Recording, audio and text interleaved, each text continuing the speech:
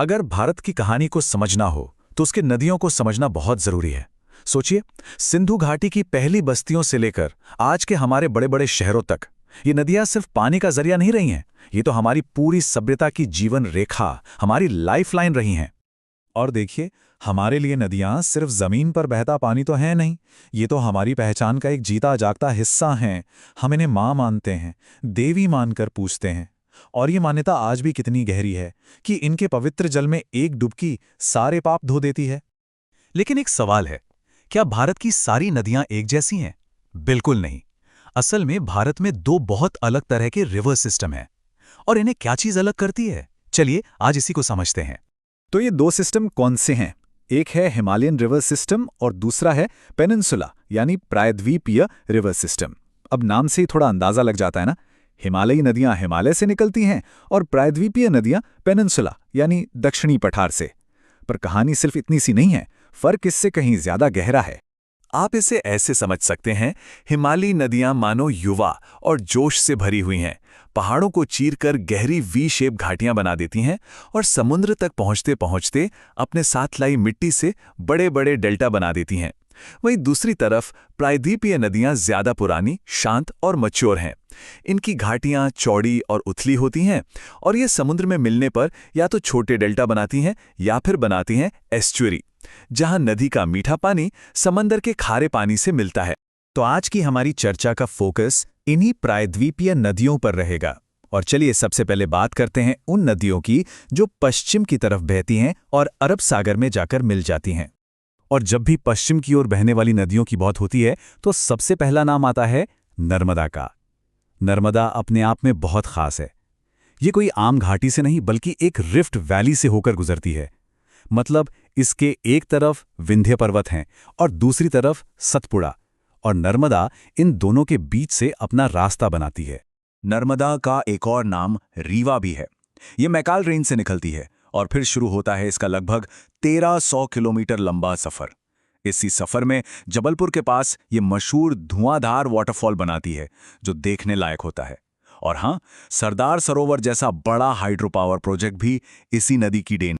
अच्छा, एक दिलचस्प बात, नर्मदा की एक जुड़वा भी है, एक ऐसी नदी जो लगभग उसके समानांतर ही बहती है, और वो नदी है तापी। तापी पश्चिम की ओर बहने वाली दूसरी सबसे बड़ी प्रायद्वीपीय नदी है। ये मध्य प्रदेश, महाराष्ट्र और गुजरात, इन 3 राज्यों से होकर गुजरती है और सिर्फ बहती नहीं है बल्कि अपने किनारों पर बसे कई उद्योगों को जिंदा रखती है, चाहे वो सूरत का मशहूर टेक्सटाइल उद्योग हो या नेपानगर की पेपर मिल। तो ये तो हुई पश्चिम की ओर बहने वाली नदियां। चलिए अब अपना सफर पूर्व की ओर मोड़ते हैं, उन बड़ी नदियों की तरफ जो एक लंबा रास्ता तय करके बंगाल की खाड़ी में जाकर मिलती हैं। अच्छा, पूर्व की तरफ बहने वाली ये नदियां काफी लंबी हैं। यहां आप देख सकते हैं कि गोदावरी सबसे लंबी है, करीब करीब 1465 किलोमीटर। मतलब यही है प्रायद्वीपीय भारत की सबसे लंबी नदी। इसके बाद कृष्णा और फिर महानदी का नंबर आता है। चलिए शुरुआत करते हैं महानदी से, जो इस लिस्ट में तीसरी सबसे बड़ी नदी है। इसका उद्गम होता है छत्तीसगढ़ में रायपुर के पास सिहावा से। महानदी का बेसिन सिर्फ खेती के लिए ही नहीं बल्कि खनिजों के लिए भी एक खजाना है। सोचिए, भिलाई का स्टील प्लांट, हीराकुंड के एल्यूमिनियम कारखाने, ये सब इसी नदी की वजह से हैं। और एक और बड़ी बात, भारत का सबसे लंबा डैम हीराकुंड डैम, वो भी इसी महानदी पर बना है। अब बात करते हैं प्रायद्वीपीय भारत की सबसे बड़ी नदी की, गोदावरी। इसका महत्व इतना ज्यादा है कि इसे दक्षिण गंगा के नाम से भी जाना जाता है। ये नाम ही इसके विशाल आकार और सांस्कृतिक अहमियत को बयां कर देता है। गोदावरी का सफर महाराष्ट्र में नासिक के पास त्र्यंबकेश्वर से शुरू होता है और ये गंगा के बाद भारत की दूसरी सबसे लंबी नदी है। इसका बेसिन इतना बड़ा है कि ये न सिर्फ लाखों किसानों की जिंदगी चलाता है बल्कि नासिक और औरंगाबाद जैसे बड़े बड़े ऑटोमोबाइल हब्स को भी इसी से पानी और ऊर्जा मिलती है। गोदावरी के बाद अब नंबर आता है कृष्णा नदी का। ये पूर्व की ओर बहने वाली दूसरी सबसे बड़ी नदी है और इसका सफर महाबलेश्वर की खूबसूरत पहाड़ियों से शुरू होता है। कृष्णा नदी का बेसिन आज के आधुनिक भारत के लिए बहुत अहम है। ये भारत के 2 बड़े और ज़रूरी शहरों को सपोर्ट करती है, पुणे और हैदराबाद।